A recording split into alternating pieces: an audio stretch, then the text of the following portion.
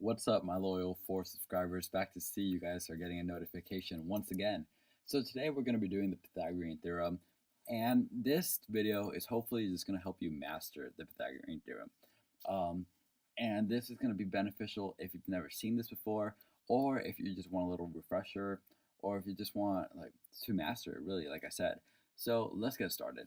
As you can see right here where I'm highlighting, that is the formula for the Pythagorean Theorem. We're going to start off with this first problem right over here.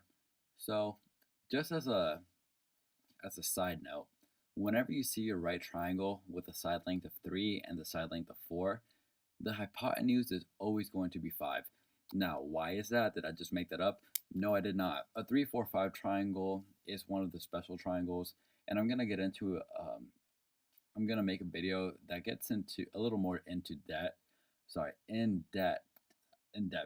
I guess I can't speak, but I'm going to explain all the special cases with right triangles so you can recognize them from the start and you can move a little quicker.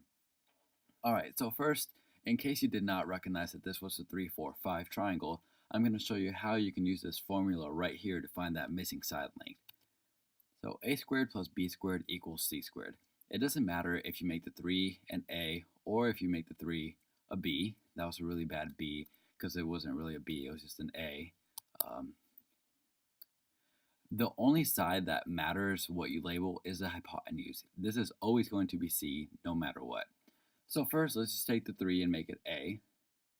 3 squared plus 4 squared equals C squared. 3 squared is 9, 4 squared is 16. That's 25.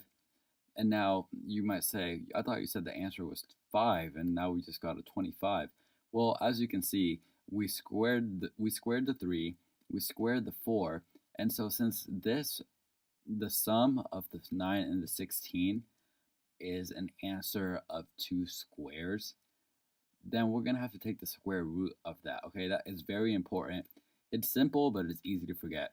So make sure you take the square root of 25. And that's going to give you that 5 we were talking about. Okay, so that's how we got this answer right over here. Next problem. And I'm not going to lie, I just made these numbers up as I went, so I don't know what the hypotenuse of this triangle is. We're going to find out right now. So a squared plus b squared equals c squared. Let me write that at the top for us. That does not look like a 2. So this drawing pad that I'm using, it has a little button on it right where you hold the pencil, and it's really inconvenient because if you press it, it'll do that, and that's the most inconvenient spot for it to be, right? So anyway, now that I got this formula here, when we did that last problem, we made this side of the triangle the A and this side over here the B. But just to show you guys that it doesn't matter what side you use as long as this side is C, remember? Why did this get super thick? There we go. As long as this side is C, it doesn't matter if you make this an A or this a B. So now we're going to make the 7th A. So let's change the colors up. 7 squared plus 3 squared equals C squared. 7 squared is 49. 3 squared is 9. That's 58. And now you might be thinking, I don't know what the square root of 58 is. I must have made a mistake somewhere. Well, fortunately, you did not make a mistake. The square root of 58 is actually going to be the answer. And that's why I said this video is about mastering, because a lot of times we see an answer that isn't the prettiest looking thing, and we automatically assume that we made a mistake. However, that's not the case most of the time. Actually, I can't say most of the time if you made a mistake or not, because I don't know what kind of mistakes we're making, so I'd just be lying to you.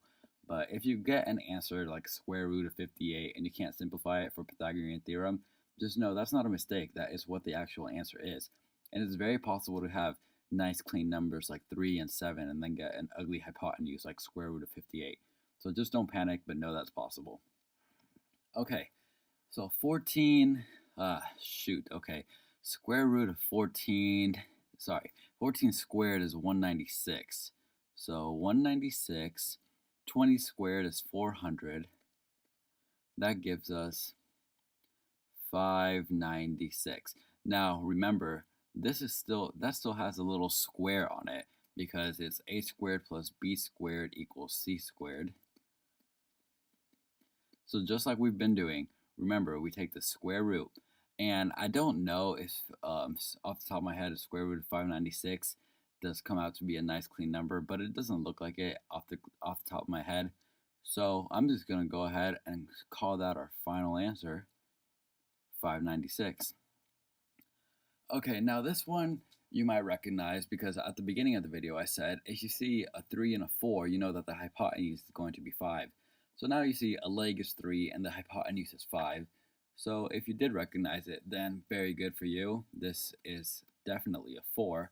But what do we do if we're giving a side length and a hypotenuse?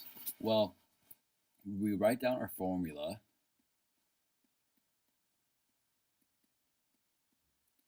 And now we treat our missing side as if it were just any other variable that we're trying to solve. Like I said, it doesn't matter if the 3 is a or b. We're just going to go ahead and make it a for this case. So a squared, that's 9. B squared, no idea. I'm just going to write x because we're more used to dealing with x, equals c squared. What's c squared? 25. I almost wrote that 5 as an exponent. All right, now we just subtract. So 9 plus x minus 9 minus 9, x equals 16.